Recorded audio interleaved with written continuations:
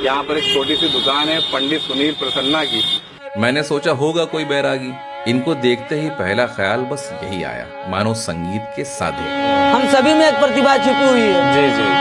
घर का जोगी जोगड़ा बाहर का जोगी सिद्धू। वक्त की मार ने दुकान के बोर्ड को थका तो दिया था, लेकिन वो डटा था और इस 4x4 की पीली अंधेरी कोठरी की सूरज से रोशन दीवारों में हारमोनियम पे ये कला का दीपक जलने की कोशिश कर रहा था।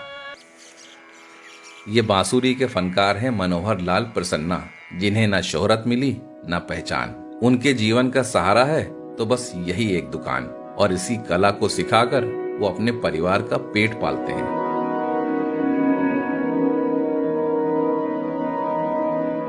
दर दर की ठोकरों ने चेहरे का ताप छीन लिया था। आंखों में परेशानी के जाले थे, लेकिन सुरमई लटों के बीच माथे पे लाल टीके का तेज यूं ही रोज चमकता है। ऐसे हजारों कलाकार हैं बनारस में जो ऐसे ही गुमनामी की जिंदगी जी रहे हैं। वो संगीत को जिंदा रखे हुए हैं और संगीत उन्हें।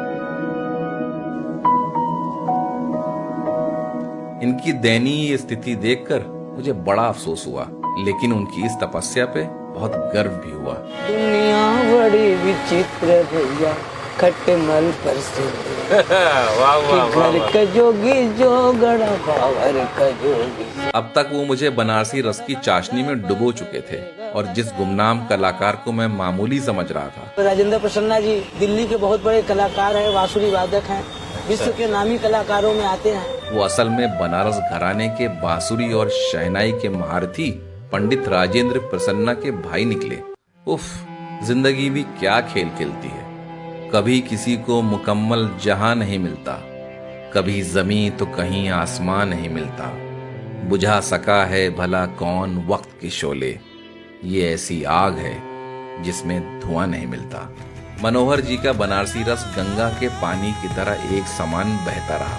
बस उन्होंने ये आखिरी जुमला बड़े फख्र से बोला। आपके पिताजी हमारे बिस्मिल्लाह खान साहब के वो दाहिना हाथ थे। अच्छा अच्छा। हाँ, दाहिना हाथ थे वो। हजारों साल पहले इंडियन सबकॉन्टिनेंट में जन्मे इंडियन क्लासिकल म्यूजिक यानी शास्त्रीय संगीत का संगम जब दिल्ली सल्तनत के दौर में अरबी और फारसी संगीत से हुआ, तो सूफी कवि अमीर खुसरो ने फारसी मकाम से पैदा किए नए राग और इजाद किया शास्त्रीय संगीत का नया रूप, जिसे ख्याल कहते हैं। और इसी ख्याल से अमीर खुसरो ने जोड़े गायकी के दो नए अंग, कव्वाली और गजल। और मुगल काल में अकबर के दौर में संगीत सम्राट तानसेन ने ध्रुपद रूप से शास्त्रीय संगीत के कई राग इजाद किए, और राग दीपक से तो वो चरागों में रोशनी भर देते थे। और इसी दौर में कई सौ साल की तब्दीलियों के सफर से इंडियन क्लासिकल म्यूजिक दो हिस्सों में बटा, जिसके इस नॉर्थ इंडियन क्लासिकल म्यूजिक का नाम हिंदुस्तानी पड़ गया।